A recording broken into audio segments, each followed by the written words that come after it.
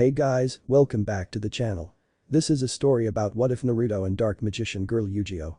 Before I start, please support for more amazing content and do consider subscribing to my channel and share this video with your friends. This is written by Stone Shield, link in description and support writer. Let's start the video. Prologue. It's a pleasure to meet you, Maximilian Pegasus. Pegasus looked up from the new card report to find that the formerly empty room was no longer that. Sitting leisurely in the chair across from him was an individual in a blank white mask. As amusing as this could be, how did you evade my security? Asked the silver-haired man playfully. Tell you later. First, I have a deal I'd like to discuss with you, the stranger said, gaining a serious tone, but not budging from his relaxed position. It's not every day I entertain such tenacious businessmen. I listen to your proposal, and if it's interesting enough I won't have you arrested, he finished with a jovial smile. I want you to make a card for me. Pegasus rolled his lone eye. Typical. The majority of people who came to see him, provided they weren't the IRS trying to gouge him, were people trying to get a card out of him. Young man. Call me Kyuubi. Nine Tails.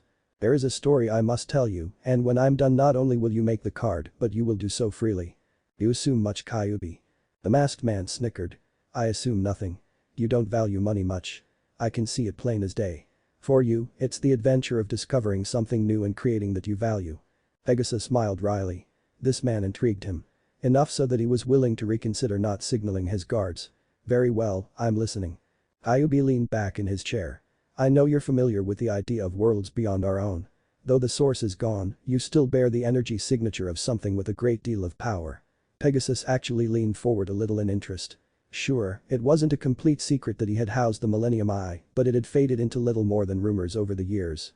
I'd like to tell you of a world not too dissimilar from this one. A world where the development of rather esoteric skills were preferred over that of technology. A world where people actually harnessed the very energies of life within themselves.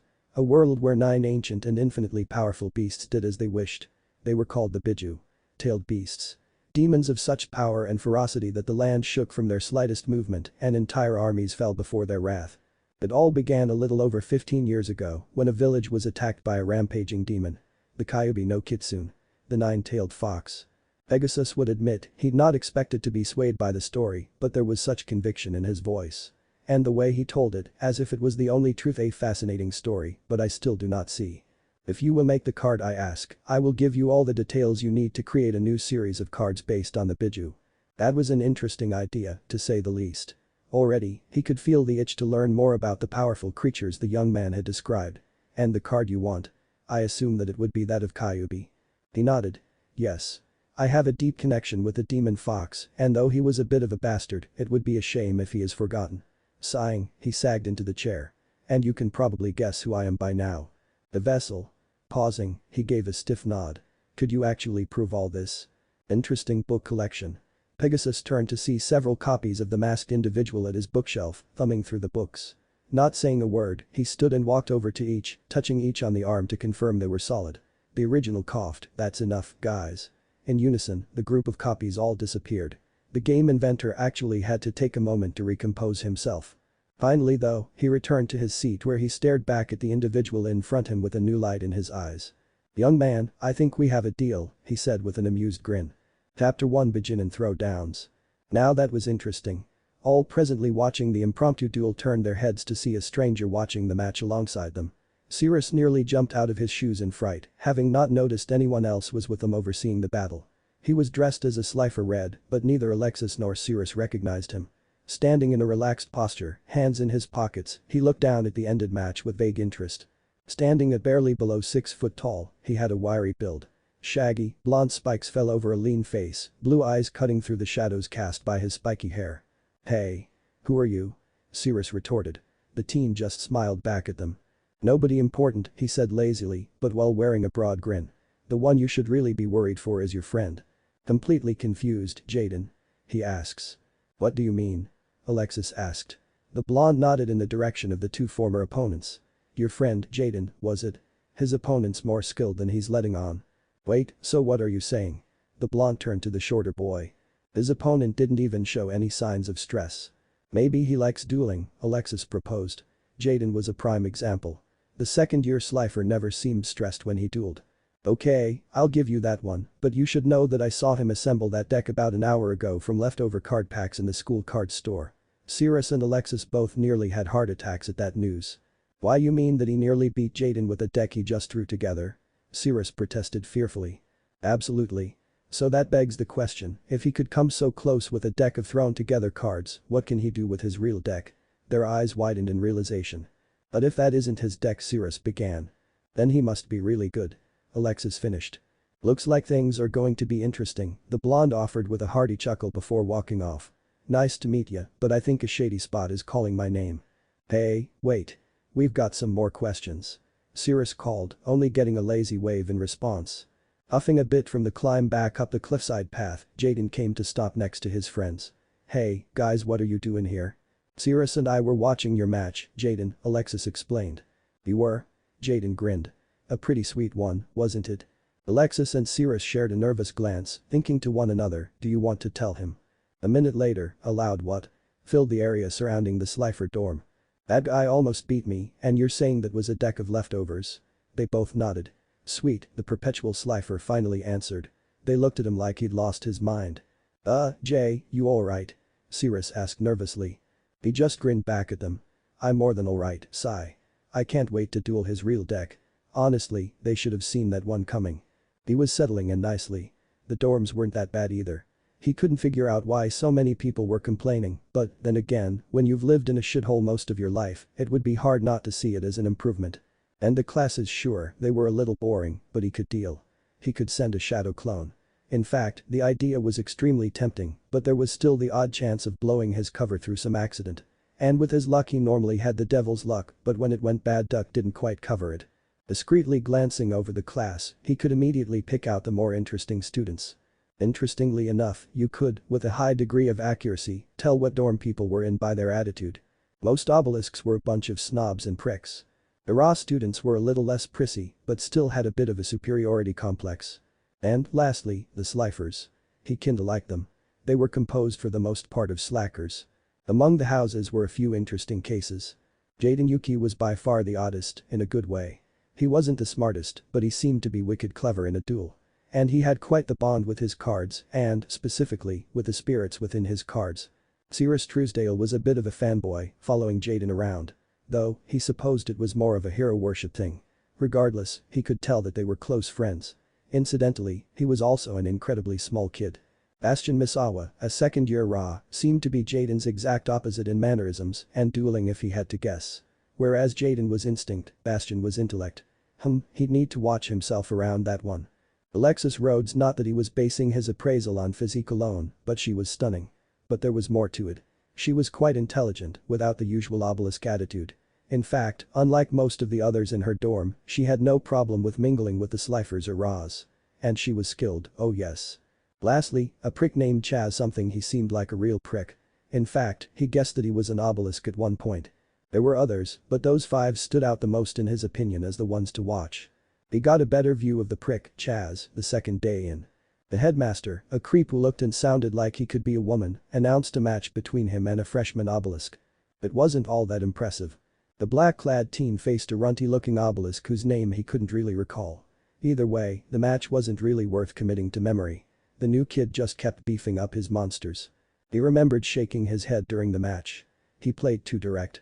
His moves were solid, but he lacked the cleverness needed for the more skilled plays that required one to think outside of the box. It was like two people playing a board game. He was thinking and moving two-dimensionally, while his opponent, Chaz, was doing so in 3 dimensions. You had to be able to not just move back and forth, but up and down, side to side, as well. You had to see all the angles. Which the freshman didn't. Though, he supposed arrogance played a part. Not that it seemed to hold Chaz back. Chaz hardly made a showing at all. It was apparent that this level of opponent was beneath his level of skill. He did get some interesting information during the match. There were other dual spirits on the island. Days passed slowly. Seeing as he was in the Slifer dorm, he saw a lot of Jaden and Cirrus. Man, but they seemed to get into trouble. A lot. By the end of the first week he'd heard about a duelist beating others and taking their duel discs. His interest peaked, he'd planned to challenge this person. Jaden beat him to it. Crap.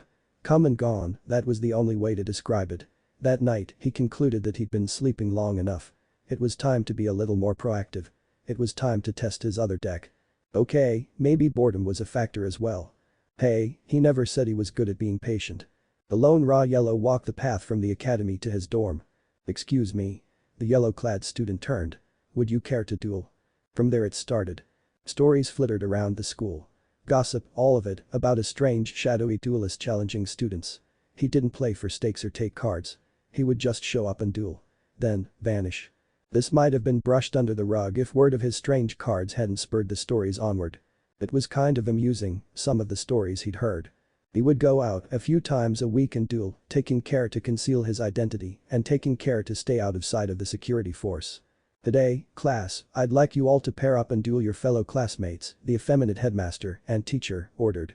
It could have been a practical lesson, but by the cocky glare he was sending a few of them, he supposed it was his way of saying welcome to the new students, letting them face the older students. Walking around, he looked for an opponent. Mr. Uzumaki. Rolling his eyes, he turned to the teacher. Yes, Professor Crowler. Why haven't you picked a partner? The asshole didn't give him a chance. Well, if you're having such a difficult time, I'll choose your opponent for you. Again, he rolled his eyes. Pompous fool. Ah, there we go. Jaden, he called. Would you come here? The Slifer Red jogged over. Yeah, Prof. That's Professor Slacker, he snapped back before composing himself. It seems your fellow student has been unable to find a partner. Huh? Naruto internally snickered. Prowler's brow twitched. Meaning I want you to be his opponent. Jaden's eyes lit up, understanding. Oh, sweet. Duel discs coming to life, 4,000 flickered into each of their life point counters. Drawing his first 5 cards, Jaden grinned. Not just because of a good hand, but because he was dueling a new opponent. If it's okay with you, I'll start things off. I draw. Taking a second to register the card, he placed it in his hand. First off, I summon the Elemental Hero Bubbleman. Elemental Hero Bubbleman LV4 800s 1200. Naruto was momentarily overcome by a feeling of amusement. Oh, the irony of this pairing. But Jaden wasn't finished. Then, I activate his special ability. Since he's alone on the field, I can draw 2 cards. Doing so, he grinned widely. And they're a couple of sweet ones. I equip my Bubbleman with Bubble Blaster, raising his attack points by 800. On the field, Bubbleman knelt down while taking hold of a rocket launcher-like device formed on his shoulder. The H Bubbleman LV4 800s 1200 LV4 1600s 1200. I lay a card face down and end my turn, Jaden announced, lowering his duel disc. Your move. Once again, he was reminded of Jaden's enthusiasm for the game. Meeting his grin with one of his own, let's go. Sliding a card from his deck, he recognized it immediately. Elemental Hero Heat LV4 1600s 1200. Placing it with the others, he appraised his hand with this new addition. The H Heat LV4 1600s 1200. The A Forces. Hero Barrier. The Warrior returning alive. The H Poison Rose LV 1900 2000. The H Stratos LV4 1800s 300. Poison Rose could come in handy with its special ability. It gained 200 attack points, losing 200 from defense every time it inflicted battle damage. Unfortunately, he didn't have the necessary magic card needed. As a prerequisite for its summoning, the magic card Rosebud needed to be activated, which he didn't have in his hand. Still, that left Heat and Stratos, and each had a useful ability that he could use. Well then, if you're gonna start off strong, so am I, he declared, selecting a card. I summon from my hand Elemental Hero Stratos. All round, those that were paying the slightest attention to this duel went rigid. Jaden was the only person in the academy who used elemental heroes. And here this new guy summoned one that they hadn't seen before. There were many a murmured what? A little over an hour later. Cyrus ran across the massive room to where he knew Jaden had to be. There was a loose crowd of onlookers who had finished their duels already, but he still had to do some squeezing to get through the crowd. But soon enough he made it to the front. Behind his oversized glasses, his eyes widened. No way. What took you? Looking to his left, he saw Bastion and Alexis, the former being the one to speak, contemplation marring his face. Then it's true. So far, Alexis answered. It's been pretty close. His monsters are also an interesting subject, Bastion added. Looking closer, Cyrus frowned. He didn't recognize them. What monsters are those? Not even looking from the duel, elemental heroes, Cyrus. Cyrus huffed. Not Jay's, I mean what are those monsters Naruto's using? That earned Bastion's attention and a little ire as well, but Alexis beat him to the punch. Cyrus, Naruto is using elemental heroes as well. Cyrus's eyes widened. But. Stopping him before he could get started, Bastion knew what he wanted to say so answered ahead of the question. You don't recognize them because Jaden's elemental heroes were the more popular versions. Naruto's cards are part of a different series that never really got as much attention. He wondered though if the blonde had all the cards from that series. As there was one monster in it that was quite powerful. Alexis shook her head. It's amazing though. Not only are they both elemental hero users, but they're playing such an even game. Bastion said nothing, but nodded. Back to the duel. Each player was down to one monster apiece. Ironically, each was a fusion monster. Naruto had his Inferno, while Jaden had just brought out Thunder Giant. Not that the former would be keeping his monster. In a blinding flash, Inferno was disintegrated. What's more, even though Thunder Giant destroyed a monster, he still has his direct attack. Go, Thunder Giant. Jaden called, giving the order that would end the duel. The behemoth rocketed at the fellow hero user and his empty field. Clenching his fist at having been pushed this far, Naruto stood ready. He wouldn't win this duel, but he wouldn't lose, either. I activate my trap. The audience tensed at the declaration. Ring of Destruction. The face down rose, revealing the trap card. It flashed and a second later, the explosive collar appeared on the inbound elemental hero Thunder Giant. Sorry, Jaden, but I'm not going down alone. Then a massive explosion erupted from the collar, consuming the field. Holographic smoke filled the arena floor. As it cleared, both players stared hard at one another as their respective life points fell to zero. Jaden. 450 LP, 0 LP. Naruto. 1200 LP, 0 LP. Did you see that? Asked an awed Cirrus. We're standing right here, Cirrus, Alexis answered. It would be hard to miss. Rarely had they ever seen such an even match when Jaden was involved. But Naruto he had matched him.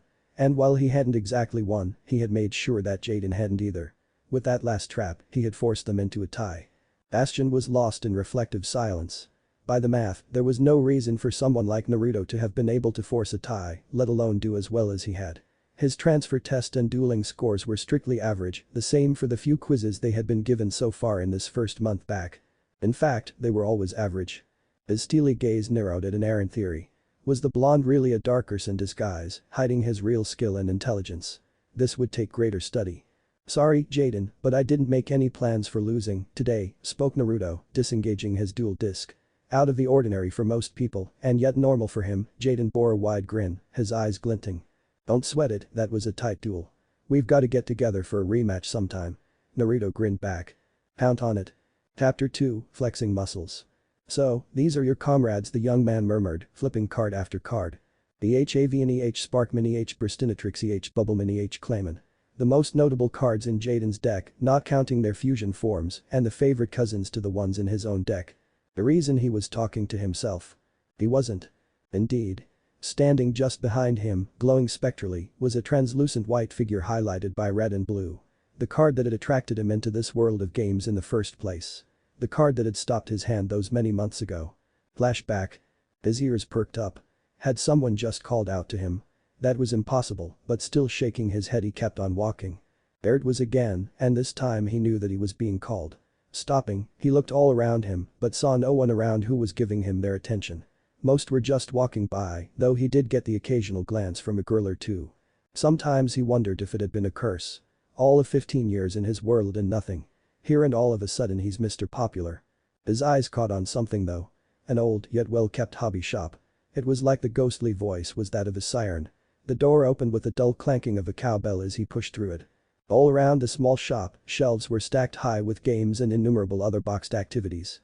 His wandering eyes locked in place, focusing on the paper box on a shelf on the side wall. Like most of the small boxes around it on the shelf, it held the small wrapped packs of the popular card game he'd heard about.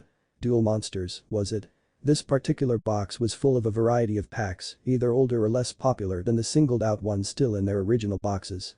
Reaching into the mass of assorted packs, he shuffled through, taking vague passing glances at the covers. He stopped when he felt something off about one pack in particular. What? He wondered. Blue eyes widened. The voice felt like it was coming from within the pack of cards. Again, impossible. And confusing. Picking up the pack of cards, he gave it a scrutinizing once over. It didn't seem different or any more special than the others. So what was this feeling? Like a tingling down his spine. Can I help you? Lifting his attention from the booster at the polite question, he met the good-natured gaze of a short old man.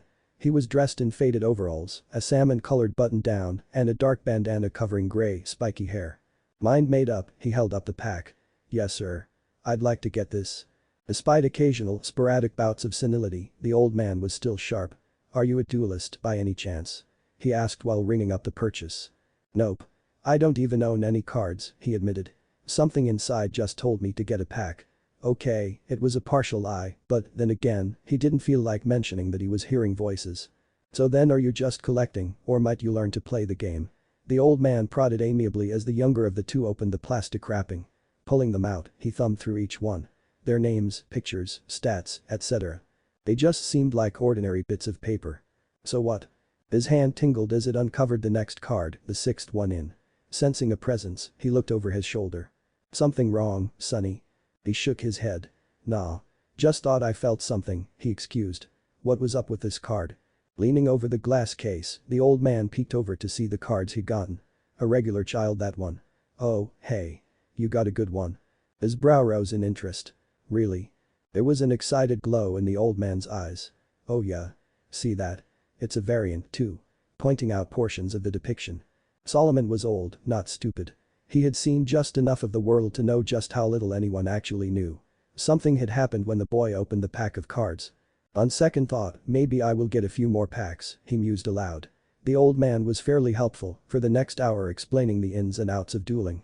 Flashback end. It hadn't been much longer when he'd met the spirit of the card. And now, he stood behind him, looking over his shoulder. For the moment, the spirit's head barely cleared the ceiling. Almost entirely a dull white, it had a blocky, shape-driven design. Blue pauldrons adorned the tops of its shoulders. Another blue portion like a cap on its head, and a red gem covering where a sternum was in a human. It was kind of hard to describe in words. Elemental hero terra firma. The dual spirit had been attracted to his spiritual presence almost immediately upon his arrival into this world. Though more often than not, the earthly hero would say it was because of his heart, which only served to confuse him at times. At first, he'd been wary and even skeptical, but over time, he'd gotten used to them. He'd only ever really talked to terra firma. The others in the series were embodiments of nature, and while he did get feelings from the cards at times, he had yet to believe that they were anchors for dual spirits like his terra firma card. Maybe one day he'd meet the dual spirits for those cards. It was an interesting idea. They are not as primal in their attachment to the elements, but they are all noble warriors, terra firma amended with a tone of respectful affection. Are they anchors? Terra firma shook his head. No, though I sense life in them, they are not dual spirits, but one day they might become so. Stacking the cards back together, he set them aside. This had all stemmed from dueling Jaden. He could sense it in Jaden from a mile off. Not just in him, but in his cards. They were special. And he was already fairly certain why. What is loved loves. He loved to duel. Loved his cards. So much that the cards were becoming alive. Which just leaves the little furball, Naruto noted. Winged Kurobo. Yes, terra firma agreed. It too knew the underlying meaning of a spirit choosing a partner. Like itself in Naruto, the winged monster must have seen something in Jaden. It would not tell the blonde, not unless he needed to know, but as for the reason terra firma had been drawn to him, the boy was a hero. He all but dressed the part. It radiated from his very soul, resonation bringing terra firma's attention. I got one word for you, Sarge. Shower. Try using one. It actually gets you clean. Sira snapped angrily. Hasselberry glared back down at the diminutive Slifer Red. Oh, yeah. Well, you talk in your sleep. And what's with the nightlight? Oh, and for your information I showered last week. Well, next time stand under the water. Sirius countered. Jaden shook his head before grinning back at his arguing buds. Come on. You gotta chill out. Climbing off his chair, he stepped between them. If we're all gonna be roommates, you guys are gonna have to make some compromises. Now, I think we can settle all this with a group hug. Hasselberry grumbled. I don't do hugs. Because your stench scares everyone away. Sira snarked. There you have it, folks. The dweeb in its natural habitat, Chaz narrated, catching their attention. Almost as one, the trio turned to the doorway, finally noticing Chaz and the camera he had trained on them. Not seeming offended, Jaden stepped forward with the others. Forget how to knock. And what's with the camera, Fellini? Chaz looked down his nose at them. Big surprise there. I'm pitching my life as a reality show. It's got a great premise. Turning to the side, losing himself to his thoughts, he rattled off his idea. One talented young duelist forced to live in a dorm of slackers. Talk about a ratings grabber. It's gonna make me a big star, heh. Sirius rolled his eyes. With a big head. He retorted, laughing with the others. Naruto poked his head in before leaning against the doorframe. Their voices tended to carry, not that the paper-thin walls didn't help, so he'd heard pretty much all of it. Okay, and maybe his hearing was better than humanly possible, but they didn't know that. So then it's fiction. Chaz scowled. But Jaden actually seemed to give the idea some thought. You may be onto something here, Chaz, but I think your show needs a plot twist. Chaz looked indignant, not seeming to care the slightest for anyone else's advice. What could be more interesting than watching me? Naruto counted off on his fingers, giving him the Letterman list. Thumbscrews. A root canal. Reality television in general. Am I interrupting something? Heads turned to the doorway again, looking past Naruto to see Alexis standing just in the door. More importantly, she was carrying a bag. The kind you use on trips. Naruto tipped his head at her. Hey. I think we found our plot twist, guys, Cirrus offered. Hasselberry nodded. Jaden was right. Your show just got a whole lot better. What's up? Jaden asked, as perpetually perplexed as ever. Alexis let out a breath. Eyes shining with resolve, she explained. I left my dorm for good. So, do you guys have room for one more? Jaden. Yes. Hasselberry. Well. Chaz. Hallelujah. Cirrus. One more what?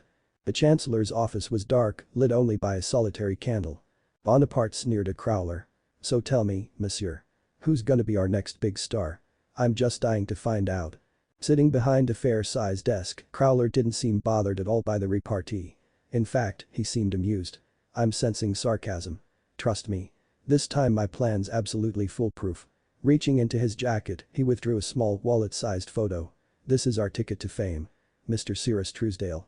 Younger brother of Zane Truesdale, Duelist League professional. The press will eat this up. He turned the picture to show Bonaparte. Do you know why? Because if he wins we're promoting him to raw yellow. Crowler's smile was both gleeful and sinister. And, thanks to his big brother all eyes will be on our school. Bonaparte was thinking along similarly personal lines. If he gets promoted to yellow, there'll be one less slacker to contend with. Bringing you one step closer to bidding the red dorm at you. Haha. Chaz held his arms aloft dramatically, presenting the completed personal dorm room to his unofficial friends. That is, the people he would never officially recognize as his comrades. I give you Shay Chaz. The ultimate in dorming elegance. Jaden was still reeling from the tour. A spa with a waterfall. Don't you think that's overkill? He asked, shaking his head. Oh, we passed overkill somewhere between the bowling alley in the basement and the three-ring circus in the living room. Cirrus scoffed, griping at how unbelievable the room was. Naruto just raised a brow at Chaz, looking at him skeptically. You've never heard of roughing it, have you? HNH.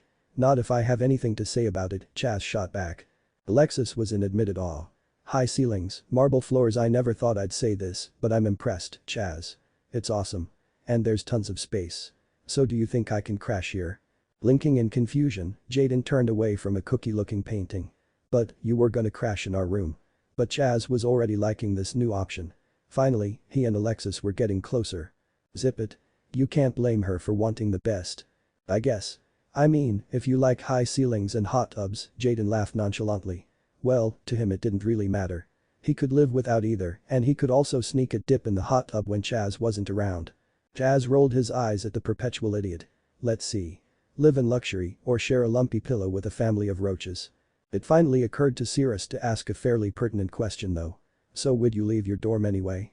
Turning away from her ongoing appraisal of the room, she looked up to where they stood on the raised level behind the sofa.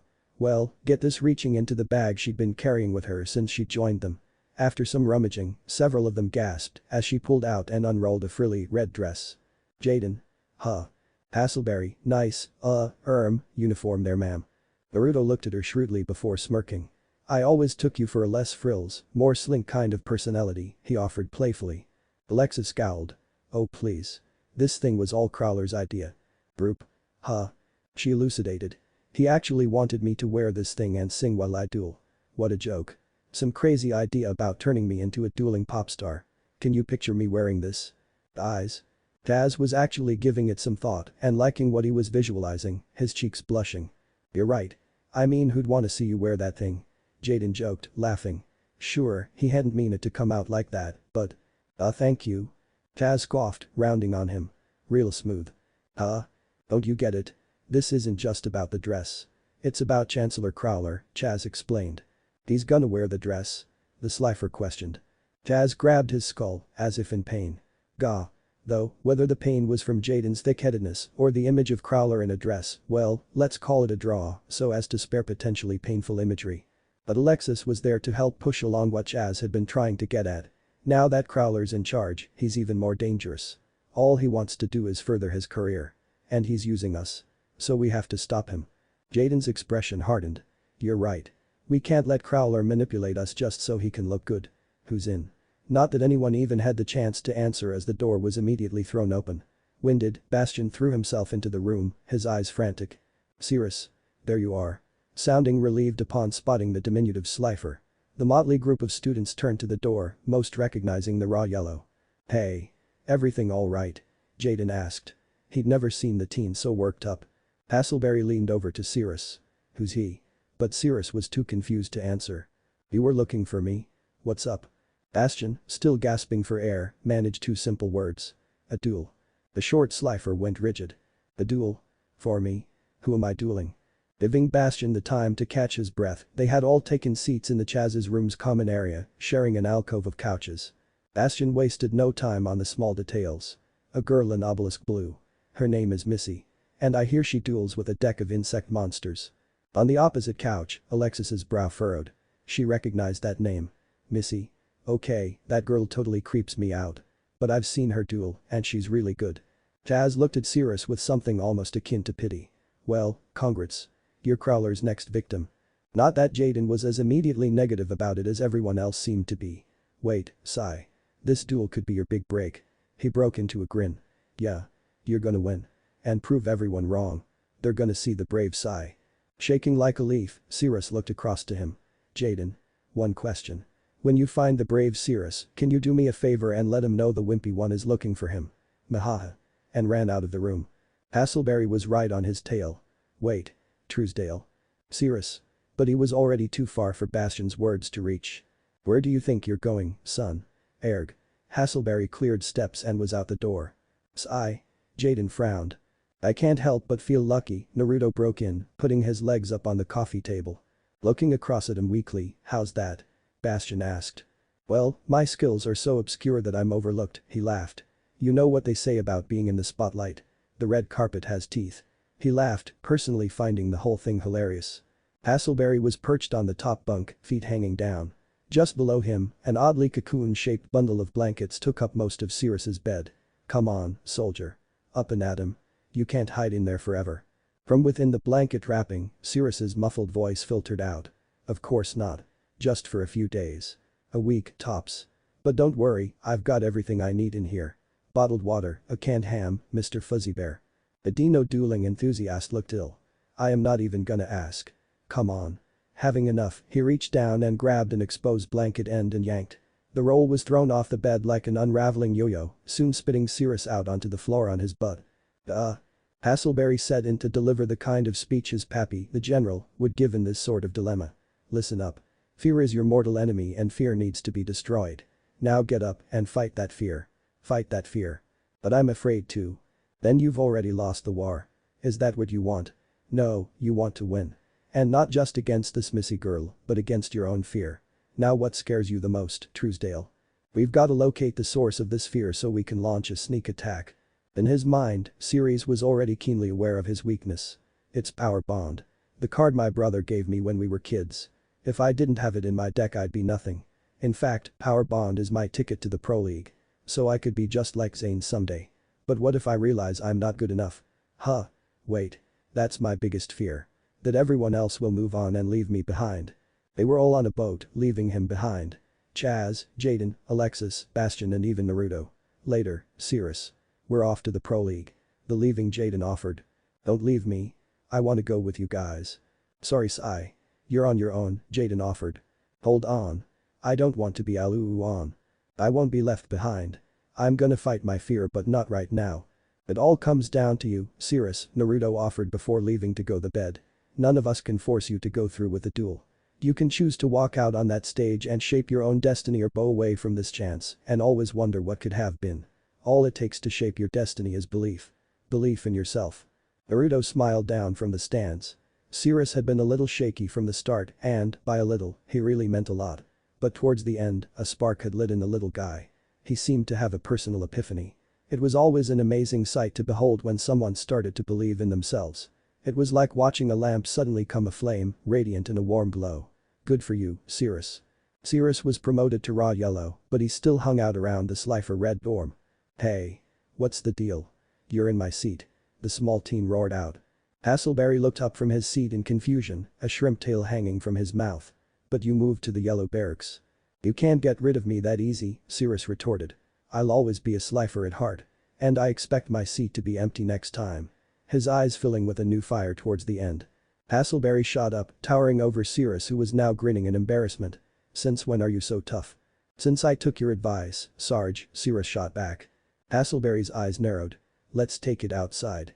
Sitting across from them, Chaz was near his limit. Zip it. I'm losing my appetite here.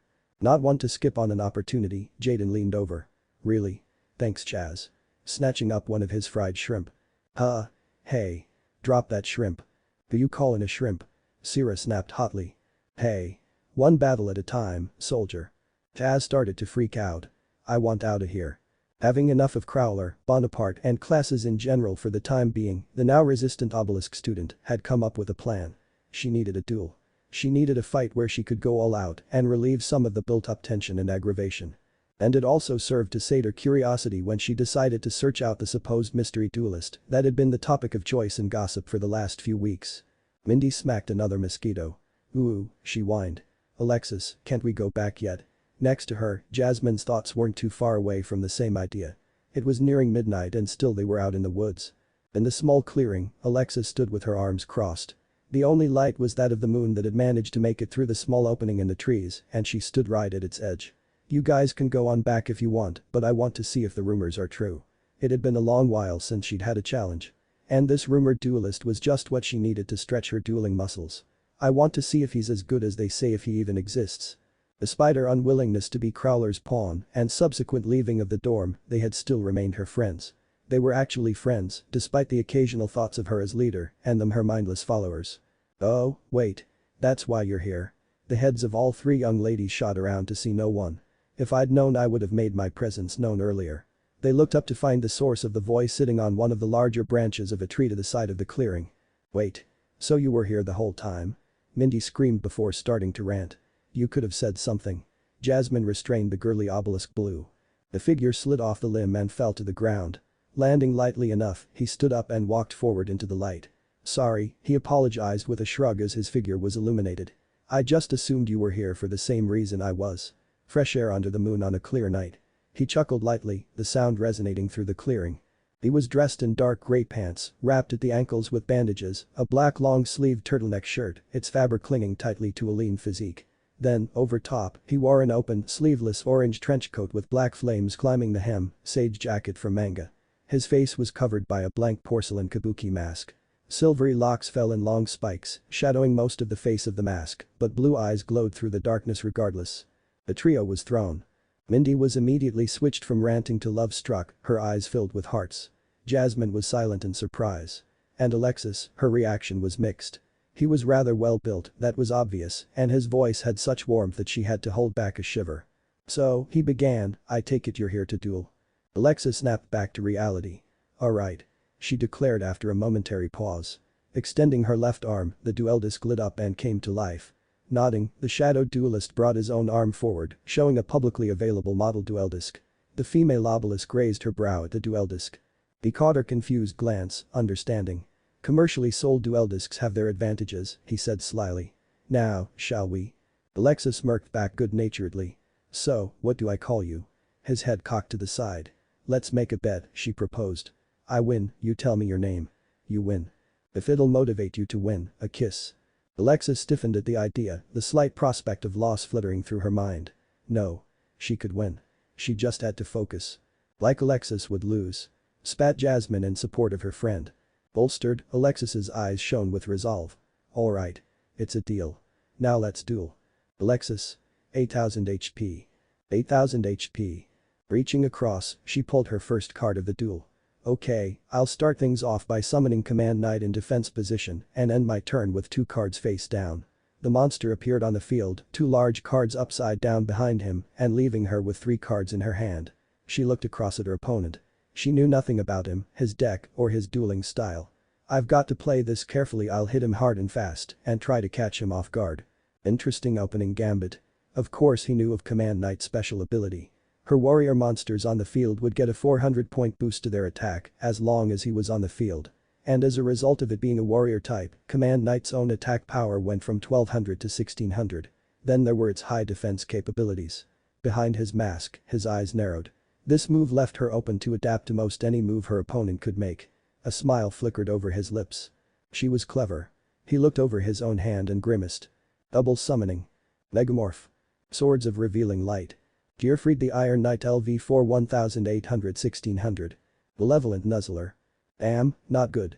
It wasn't a bad hand. Gearfried was a reliable opener with his high attack, and Command Knight's effect was available to him also, raising his monster's attack from 1800 to 2200, yet he felt it was a little too soon to attack. And he couldn't boost the card strength with Malevolent Nuzzler because of the monster's effect. Doing so would immediately waste the spell card, destroying it and sending it to the graveyard. He drew his opening card. Giving it a quick once over, he grinned. I set a face down and summoned Gearfried the Iron Knight in attack position. Then, I activate a spell card. Cup of Ace. Inserting it into the slot, the card materialized to his left. When activated, I toss a coin. Heads. I draw 2 cards. Tails. You draw 2 cards. Kind of risky. Somehow, Alexis could just tell he was grinning underneath his mask. Then let's see who's luckier. Go, Cup of Ace. A large golden coin appeared in the center of the field and it soon started flipping end over end. After a quick fall, it displayed its result. Heads. Lucky me, the masked man chuckled jovially. He drew 2 cards. Kitsune Knight, Aspect Dark LV3 1300s 1000. Pot of Greed. Good. Something to get the ball rolling. I activate Pot of Greed and draw further 2 cards. Chain Burst. Hayabusa Knight LV3 1700. This was good. Hayabusa, while being relatively weak, made up for it in his ability to attack twice in one turn. A useful ability when properly managed. I'll place 2 more face downs, thus leaving him with 6 cards in his hand. On the field was his Gearfried and 3 others. Chain Burst, Malevolent Nuzzler, and to end my turn, I activate Swords of Revealing Light. Swords of, well, light descended from the heavens, surrounding Alexis and her lone monster. Alexis eyed him coyly. What? Not even going to attack? Why didn't he attack? His Gearfried was powerful enough to destroy her monster. When the time's right, he answered back in his carefree tone. For now, I believe it's your turn. Thanks. Alexis drew a card, giving her 4. First, I activate Mystical Space Typhoon to destroy your swords. The mini cyclone shot from the materialized card and enveloped his activated spell. It erupted into a shower of pieces. Now that that's taken care of, I summon Cyber Tutu in attack position. The monster, a pink-haired girl in red and white spandex with a tutu. And thanks to Command Knight, she gains an extra 400 attack points. But it gets better. Since her attack is still less than that of your monster, she's allowed to attack you directly.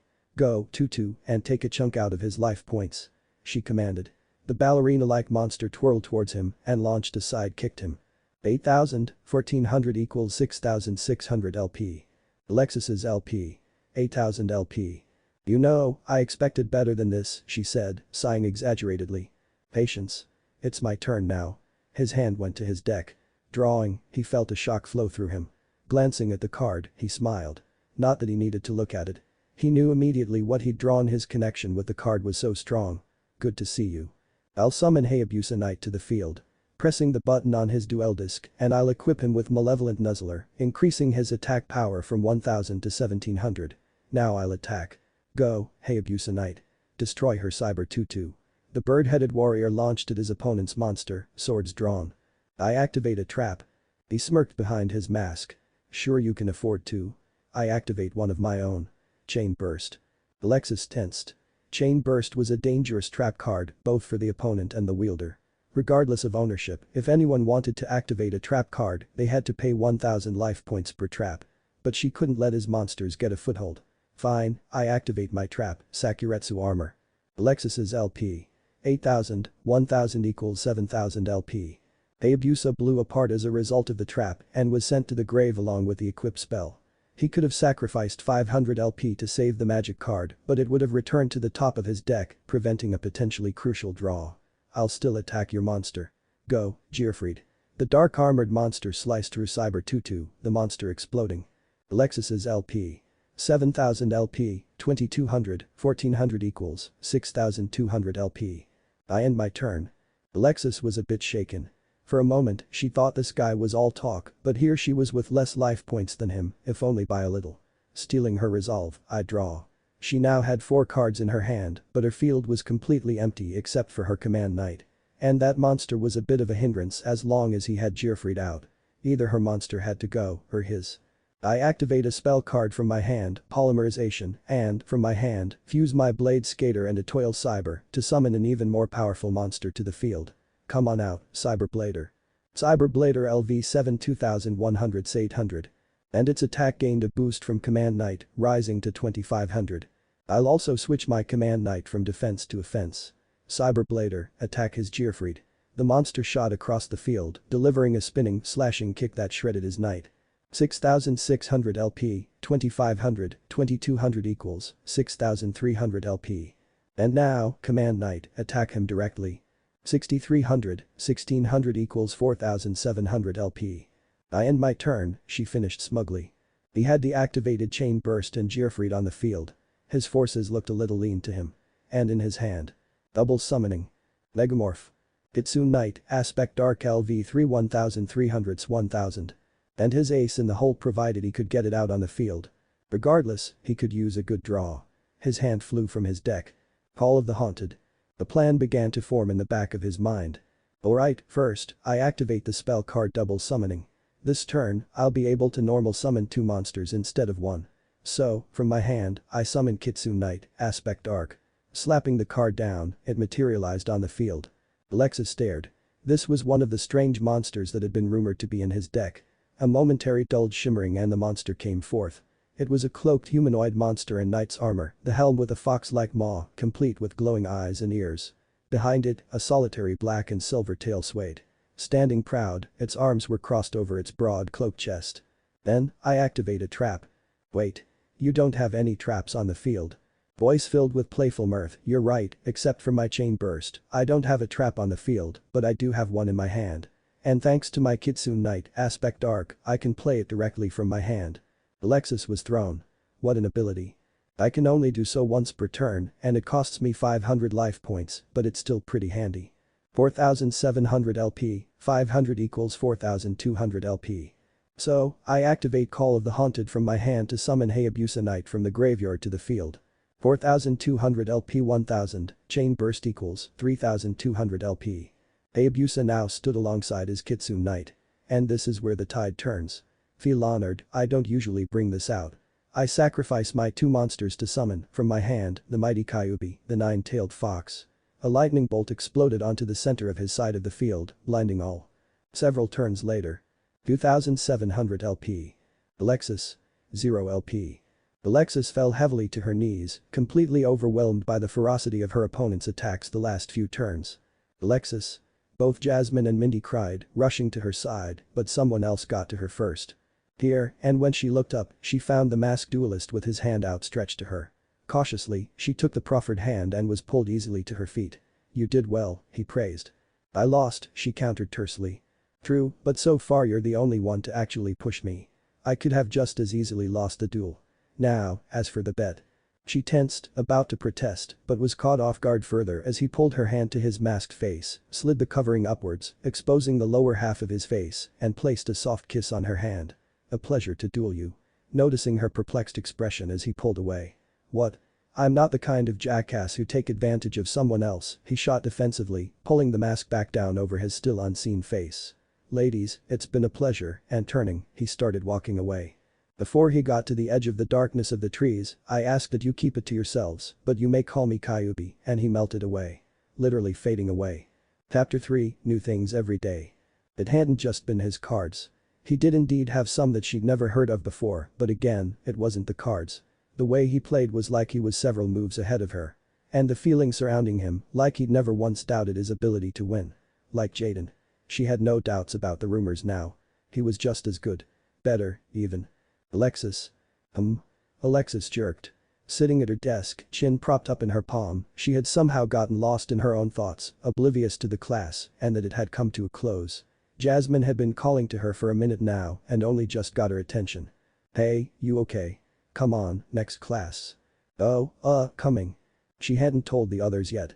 Mindy and Jasmine knew, having been there, but she hadn't told the others. Jaden, Cirrus, Hasselberry, Bastion, Chaz, they would all doubtless want to hear about the mystery duelist, as, to her knowledge, she was the first in their group to face him. And she was absolutely certain Jaden and Bastion would be demanding details. The former because he was always game for a good duel, and the latter due to his intensely inquisitive nature. A newly built Slifer dorm edition. Would you invite them over? Chaz growled, pointing out the assemblage of Slifers, Naruto and Jaden, and the trio of Roz, Hasselberry, Bastion, and Cirrus, sitting at various locations throughout the common area of his luxurious dorm room. Oh, come on, Chaz. You know you care. What I care about is the stink of loser in my room. That's not our doing, Chazzy boy, Naruto sniggered. Chaz looked about ready to boil over. Can you guys maybe get along for a few minutes? Alexis pleaded, exasperated. What's up, Alexis? Jaden questioned, lounging on the couch. In your email it sounded pretty important. Crossing her arms over her chest, she paced back and forth in front of them until, finally, remember the gossip about the mystery duelist that started popping up towards the beginning of the semester. The who? Alexis could have slapped herself, and, by the groans, so could a few others. Anyone and everyone had forgotten just how dense Jaden could be. He didn't listen to the local banter like the rest of them. Some punk's been challenging students to duels and beating them badly, Chaz supplied irately. I've heard he uses cards that we've never even heard of, Cirrus put in. Jaden's eyes glowed with joy. Bastion chewed his lip as he contemplated before looking up at her. Why do you ask, Alexis? I met him. Those that had heard the rumors, sans Jaden, all suddenly leaned forward in interest at her matter-of-fact admission. Really? Cirrus asked, awed. What kind soldiers does he have in his army? Drilled Hasselberry. He like special forces, or something. Utilizing his ever-present military jargon. So who is he? Chaz questioned, using a snide tone to hide his curiosity and irritated at someone getting more attention in the school than him. Jaden was too busy drooling over a potential baddest duel to even think up a question of his own. Alexis huffed at the bombardment of questions. But, then, she'd expected as much. I was pretty wound up a few nights ago and needed to burn off all that stress. So Mindy, Jasmine, and I went looking for him to prove if he existed or not. Okay, so maybe she'd actually dragged them along. No big difference, right? And? He just appeared out of nowhere, she explained. I swear it was just the three of us, and then he's there. What? Like poof. Chaz scoffed, shaking his head. Alexis nodded. More or less. He was sitting in a tree. What does this mystery man look like? But Bastion's question was interrupted at the end as Jaden's irrepressible nature finally got the better of him. Nah, skip it. How was the duel? The hyper slifer interrupted. Alexis rolled her eyes at Jaden. Deciding to answer Bastion before getting to Jaden, 6, maybe 6'2". Well built. Wiry. Silver hair. Glowing eyes. She surprised herself at how much attention she'd paid to him physically. Cirrus shivered. His eyes glowed. Freaky. Come on. Okay, Jaden. Okay. At first, I didn't expect much of him. When I saw he was using a first-gen duel disc, I thought it was all a joke, but he proved me wrong.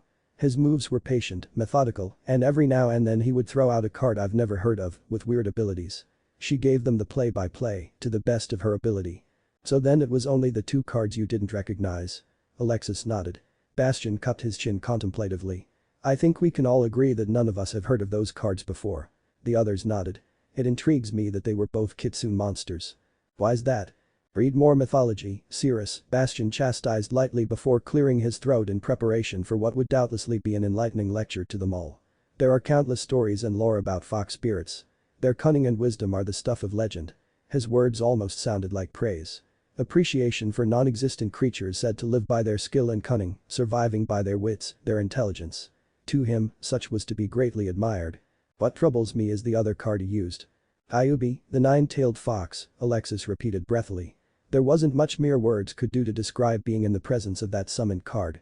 Its attack wasn't too extraordinary. It was high, but there was just something about its presence. She'd offer up the knowledge of that feeling if she understood it herself.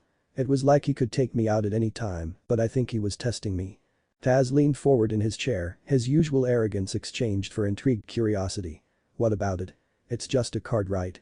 Bastion looked at the former obelisk in disappointment. Obviously, having the means to get a superior education didn't necessarily mean he would utilize it. In mythology, Kyubi was the greatest and most powerful of demons. One of the nine-tailed demons, legend describes it as a walking natural disaster, unstoppable and unavoidable. Alexis considered for a second that the mystery duelist called himself Kyubi. Where did that fit in? She could definitely describe him as unstoppable by his dueling towards the end. Or was it all simply an act, using the mythical demon's name and image? Naruto scratched his head before adding his own 2 cents. It would look kind of weird if he didn't appear at all interested. Leaning forward from his seat on the corner of the couch, he rested his elbows on his knees, giving them the impression that he was deep in thought. There are a few lighter stories describing Kyubi as a guardian spirit of the forests, but most simply speak of its arrival and the destruction that followed in its wake. It's just as likely that neither are true, and, should Kyubi have ever existed, it was something else entirely. But there's no real proof for either view of it. It's all hearsay. Jaden was visibly shaking in his seat. I have got to duel this guy. He all but shouted enthusiastically. It took 3 of them to hold the hyper slifer down, so he wouldn't immediately go tearing out the door. Obelisk Blue, girls' dorm. It was much later that night, when the lights had gone out and most everyone else had long been abed, that Alexis was still going over the structure of her deck, searching for ways to improve it. She wanted to find a way to revamp it for opponents like Kyubi. Her old deck was good against most any opponents on the island with a few exceptions. Jaden. Bastion. Kyubi. Jazz, though she was loath to admit it. Naruto, potentially. And maybe even Sira someday soon. Each could stand a decent chance against her deck. But she wasn't threatened by that. Oh no, this was a challenge. Her loss to Kyubi, while not on the books, still bolstered her resolve to get stronger. At the very least, she would design a spare deck to beat Kyubi. Not too much later. Alexis typed the name into the search engine she usually frequented. Kyubi. There were a few choices, mostly advertising and a few mythology websites. There was even a posting by a student from Duel Academy. She clicked on that, but was back to the search a minute later as there was nothing new. She had been hoping it would be easier than this, but she wasn't about to give up. Clicking on one of the mythology sites, she was brought to a page detailing the mythology of Kitsune in general. Tricksters and thieves, they were renowned for their intelligence and cunning. Conversely, they were sometimes considered to be the wisest of creatures. Guardians of the forests, they watched from the sidelines as humanity emerged. Heading near the end, she came across a rather pertinent footnote. It detailed that, in most tales, Kitsune would gravitate to certain individuals. Some who the Kitsune simply found interesting, or, sometimes, those it was attracted to. For a brief moment, that latter bit flashed through her mind, and she blushed lightly. Shaking her head, she continued. As if to purposely frustrate her, there was a small bit detailing the sexual nature of Kitsune. Sometimes promiscuous, those that they did bond to were considered to be quite lucky, though exceedingly rare. Clicking on the link to the legend of Kyubi, she was taken to a new page. There were actually many depictions, ranging from old paintings and mosaics all the way up to current pieces of art and doodles. What continued to irk her with every passing second was the hearsay nature of every single page. There was really only one source to find out the truth about the duelist Kyubi. It took a few days, but she was satisfied enough to take her new deck out for a test drive. Though it had been difficult what with the drama surrounding Jaden. That Aster had been a real ass on television. There wasn't a one of them who didn't know, flat out, that Jaden was the one who really rocked the elemental heroes. Well, that said anyway. Worse, or at least more annoying, Jaden didn't seem bothered at all at the slanderous remarks toward him. Instead, he was enthralled by the heroes he'd never known or considered before. Sometimes she really wanted to slap him. Just to try and see if it would knock some sense into him. Still in his final remark, the jerk had announced that he'd be returning to Duel Academy. She couldn't wait to take a piece out of his hide for being such and such an asshole, allowing herself to slip just a little. And if she was holding Kyubi as the standard, she knew her deck would be more than enough to kick him in the ego. She slid the cards back into their holster. With what little she knew from just the one duel, she'd made a few changes in the structure, actually finding and improving a few weak points. Grabbing her duel disc, she walked out of her room, cautiously slipping out of the dorm. Getting caught would get her no answers. She started off where she'd met him the first time, but the tree he'd been occupying was vacant. Waiting for nearly an hour, she was sorely tempted to head back. Late as it was almost early.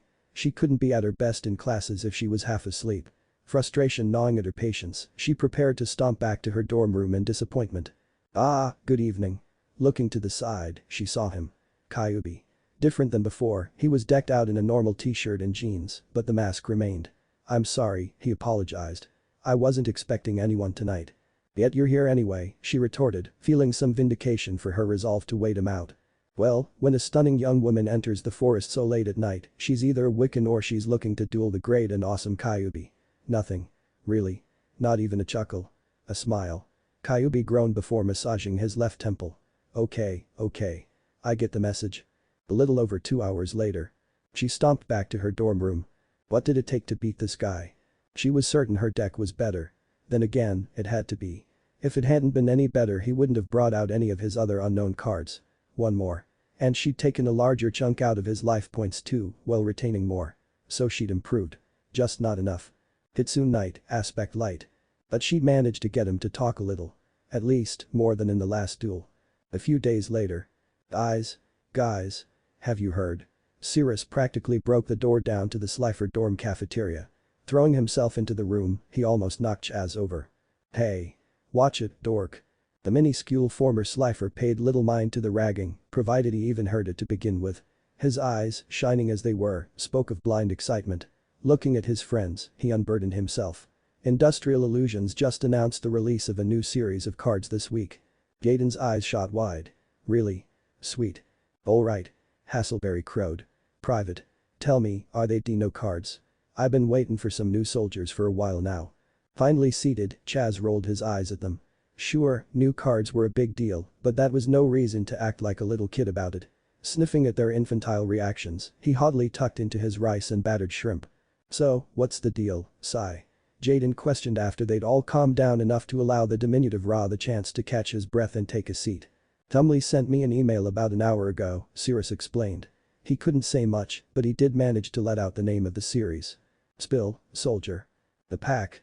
It's called Powers of Old, he replied, closing his eyes and taking a sagely pose. Anticlimactic. That's it? Jaden questioned. But that doesn't tell us anything. Chaz scoffed. No, duh. Pegasus wouldn't let anyone know what the pack was about if he didn't want to. It wouldn't surprise me if you let your friend send the email, Naruto offered over a forkful of broccoli and rice. You know, stir up the rumor mill. Get the crowd worked up and sell more cards that way. Of course, he already knew about the pack. Quite a few of the cards had been of his own design. This series of cards would be a tribute to the spirit of his world. Taz nodded sagely, as if the idea met his approval. Seriously, that boy needed to be humbled continuously until the message set in. Duel Academy, the Northern Forest, 1:58 a.m. More than once, he'd wondered about the island. Boring subject. Less so than you'd think. It fascinated him, the number of spirits in residence. Did they manifest there? Were they attracted by the duelists? Is it possible they'd been there even before the school had been built? Questions for thought. He'd casually asked about the oddities that he'd heard went on the island in the past. That's when he'd learned of the late Professor Banner, head of the Slifer dorm when he'd been around. He'd wondered about that. They were the only dorm without a head. But none of that was as grudgingly annoying as the fact that, according to what he'd learned, most of the questions about dual spirits and the island itself could have been answered by him. Chalk it up to poor timing. He didn't go out at night just to duel opponents he saw potential in. He also idly explored the island, and not just geographically. He found the abandoned dormitory easy enough. The barrier between worlds was decidedly thinner there. Or, perhaps it would be more accurate to describe it as more malleable. Regardless of his understanding, that place sent his skin crawling. Most recently, there was the well where students discarded unwanted cards. It wasn't really all that spectacular, just a hole in the ground ringed by a lip of stacked cobblestone. Curious, he climbed onto the edge and, bypassing the ratty ladder, fell into the abyss. Drip. Drip. Drip-lop. Drip. Silver eyes glinted brightly, cutting through the darkness. True to form, he found many cards scattered around, most of them being unpopular, thus why they were tossed. Ooh, don't have you, he chirped, picking up one in particular and wiping it off. Slipping it in a pocket, he continued on. There was a distinct feeling. This place has known a great many spirits, terra firma offered, preferring speak instead of forming completely. Never one to waste him. But that definitely explained the feeling. It was synonymous with the energy of a dual spirit, but in numerous numbers long faded. Chaz, he remembered. Indeed. Though it would appear that there are still spirits in residence. Eyebrow cocking, he scanned the dank surroundings. It was almost pitch black to anyone else, but even for him it was fairly dark. There. A crevice in the rock wall, secluded from the rest of the cave by a remaining pool of water, possibly the last vestige of the original well's source. Over the distance, he could make out a dim glimmering from within, and, now that he knew to look, he could sense it as well. Soles crunching and squishing through the murky pockets of water, he crossed over until, coming to the pool, he stepped out and onto the surface. Water walking, gotta love it. It was a gash in the rock. By its odd formation, he guessed that long ago flowing water had worn away at the wall, grazing an air pocket. Kneeling before the hole, he was rewarded with the sight of a feebly glowing light. "Good evening."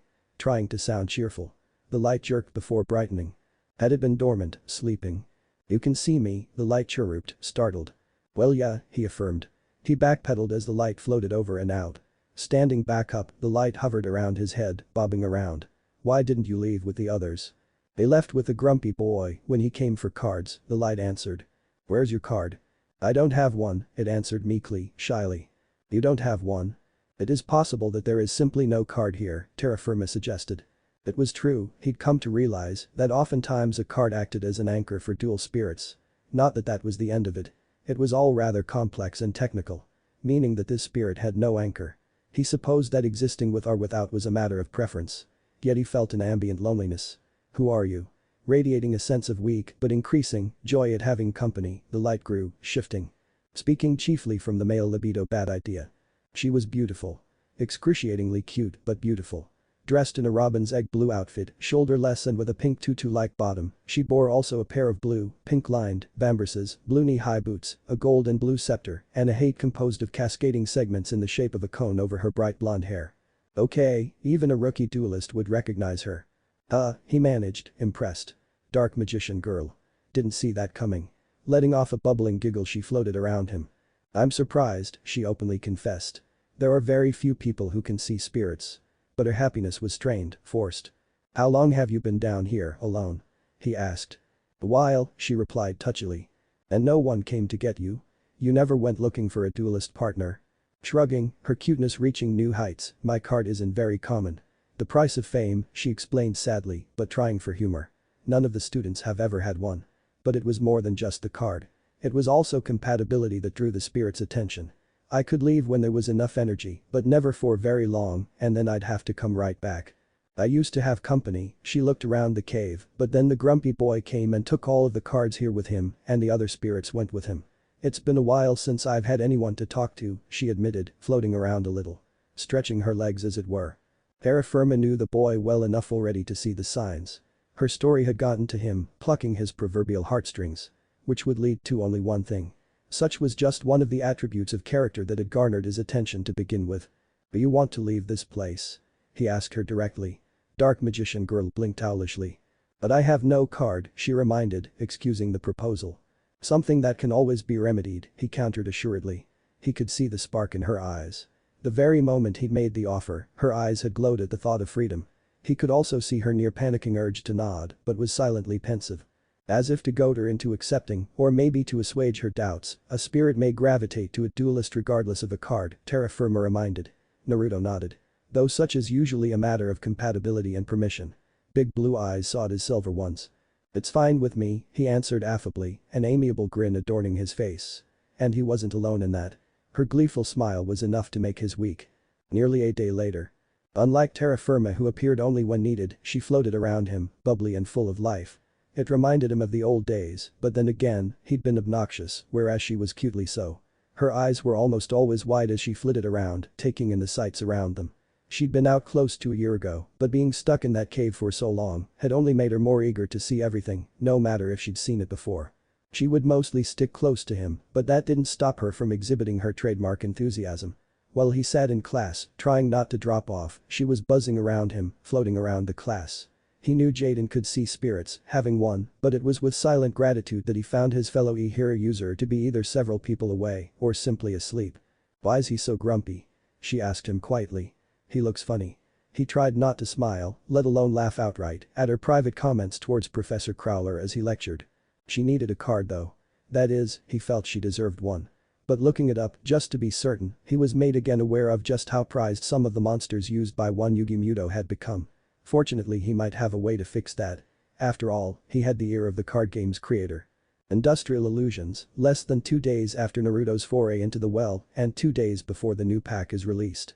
The intercom on his desk beeped dully. Depressing the button, "What is it, Gerald?" he asked, sighing at the expected little nuisance coming his way. That was usually the case when he was called. Why, oh why, did no one ever just call to tell him something interesting, something fun? "Sir, there's a video call for you on the secure line." It was a toss-up. What did he hate more?